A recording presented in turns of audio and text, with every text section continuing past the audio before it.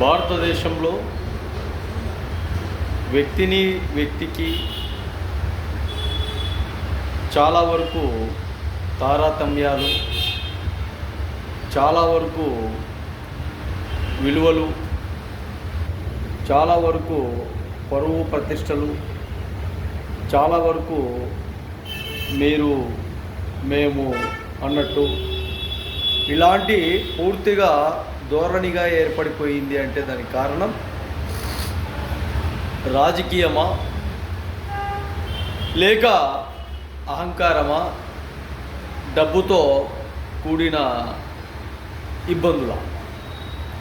డబ్బు ఉంది, నేనేమైనా కొనసాగుతుంది, నేను చెప్పినట్టు జరుగుతుంది,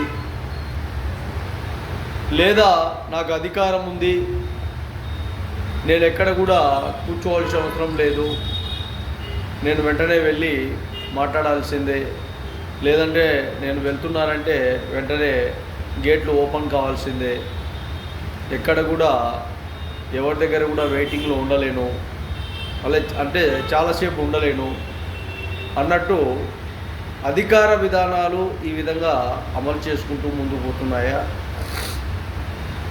లేదంటే డబ్బు ఉంది, ఇతను డబ్బు గల వ్యక్తి, ఇతను ఒక కొన్ని కోట్ల రూపాయల ఆస్తిపరుడు, అతన్ని వెంటనే మనం మాట్లాడాలా, అతనికి విలువలు ఇవ్వాలి, అతనికి వాల్యుబుల్ ఇవ్వాలి, అతనితో మాట్లాడిన తర్వాతనే మిగతా వాళ్ళతో మాట్లాడాలి అన్నట్టు ఈ విధానాలు అమలవుతున్నాయా అని చూస్తే, మొట్టమొదటిది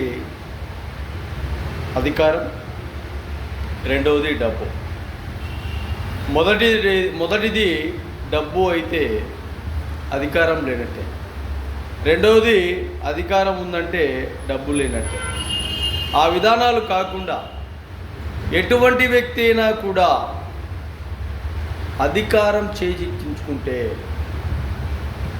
అధికారం నీ సొంతం అవుతే నువ్వు చాలా బలవంతునివి అని ఈ లెక్క మనకు అప్కమింగ్ విషయాలలో క్లారిటీగా తేటతెల్లమవుతుంది.